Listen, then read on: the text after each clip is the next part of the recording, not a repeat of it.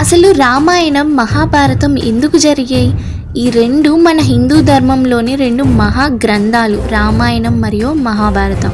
రామాయణం అంటే సాధారణ కథ కాదు, ఇది ధర్మం, నీతి, కర్తవ్య బోధన నేర్పిన ఒక దైవలీల. రామాయణం జరగడానికి ప్రధాన కారణం, రాక్షసరాజు రావణుడు బ్రహ్మదేవుని నుంచి ఒక వరం పొందాడు. దేవతలు, రాక్షసులు, గంధర్వులు నన్ను చంపలేరు అని. కానీ అతను మనుష్యులను తక్కువగా భావించాడు. అందుకే బ్రహ్మవరంలో మానవుడు నన్ను చంపగలడు అని చెప్పలేదు. అప్పుడు విష్ణుమూర్తి ఇలా అనుకున్నాడు, ధర్మాన్ని రక్షించడానికి, రావణుణ్ణి సంహరించడానికి నేను మానవునిగా అవతరిస్తాను అని. అలా రామావతారం జరిగింది. మహాభారతం రామాయణం తర్వాత చాలా యుగాలకు జరిగింది.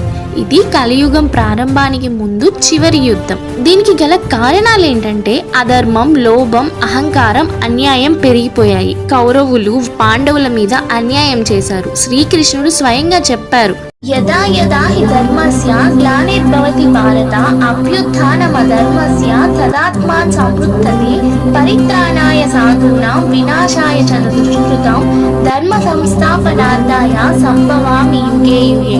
భారత, ధర్మం లేని అన్యాయం పెరిగిపోతే అప్పుడు నేను ఈ లోకంలో ధర్మాన్ని పునఃస్థాపించడానికి, పాపులను రక్షించడానికి, దుష్టులను సంహరించడానికి యుగయుగాలుగా అవతారమవుతాను.